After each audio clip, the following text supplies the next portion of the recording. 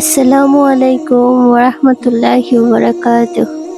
প্রিয় ভাই ও বোনেরা, মানুষ যখন অসুস্থ হয় তখন আমরা চিকিৎসা গ্রহণ করি, কিন্তু মনে রাখতে হবে শিফা দেওয়ার প্রকৃত মালিক একমাত্র আল্লাহ তাআলা।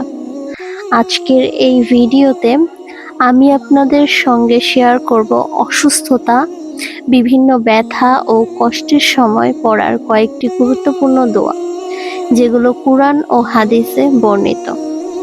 আপনি নিজে অসুস্থ হলে এই দোয়াগুলো পড়তে পারেন, আবার আপনার পরিবারের কোনো অসুস্থ ব্যক্তির জন্য দোয়া করতে পারেন। তাই ভিডিওটি শেষ পর্যন্ত দেখুন, কারণ শেষের দোয়াটি আমরা সবাই মিলে আল্লাহর কাছে শিফার জন্য পড়ব। চলুন শুরু করি। জ্বর হলে এই দোয়াটি পড়তে হবে: আল্লাহুম্মা রব্বান নাসি আজহিবিল বাসা ইশফি আন্তাশ শাফি। হে মানুষের রব, কষ্ট দূর করুন, আপনি শিফা দান করুন। মাথা ব্যথার সময় ব্যথার স্থানে হাত রেখে 3 বার বিসমিল্লাহ বলে এই দোয়াটি পড়ুন 7 বার।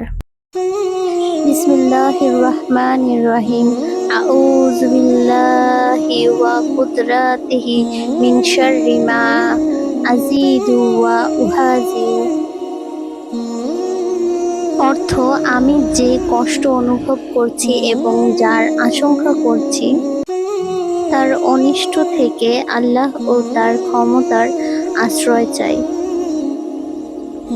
পেট ব্যথার সময় উপরের একই দোয়াটি ব্যথার স্থানে হাত রেখে পড়তে পারেন, অর্থাৎ 2 নম্বরে যে দোয়াটি আমরা পড়েছি সেটা। 4 নম্বরে শরীরের যে কোনো ব্যথায় 3 বার বিসমিল্লাহ বলে উক্ত দোয়াটি 7 বার পড়ে ব্যথার স্থানে হাত রাখতে হবে। 5 নম্বরে দীর্ঘদিনের অসুস্থতায় এই দোয়াটি পড়লে আল্লাহর রহমতে শিফা লাভ করা যাবে।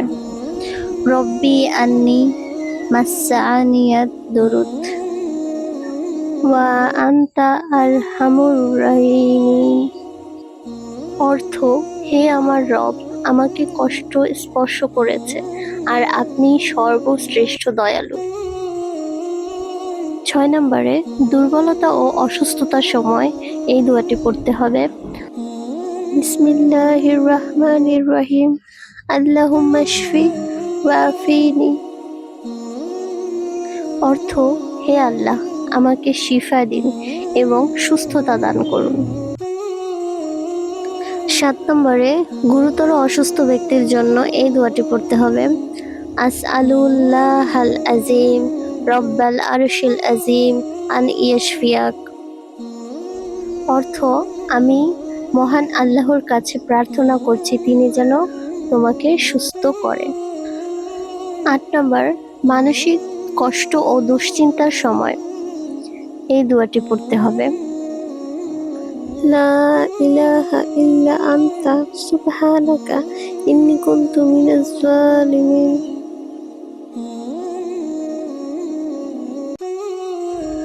সব ধরনের রোগ থেকে শিফার জন্য এই দোয়াটি পড়তে হবে: আল্লাহুম্মা ইশফি আনতাশ শাফি লা শিফাআ ইল্লা শিফাউক। 10 নম্বর, নিজের বা অন্যের পূর্ণ শিফার জন্য এই দোয়াটি পড়তে হবে: আল্লাহুম্মা ইশফিহি শিফাআন লা ইউগাদিরু সাকামান। অর্থ: হে আল্লাহ, তাকে এমন শিফা দান করুন যা কোনো রোগ অবশিষ্ট রাখে না। আমরা যে যেখানে আছি, আল্লাহ তাআলা আমাদেরকে সুস্থ রাখুক, আমিন।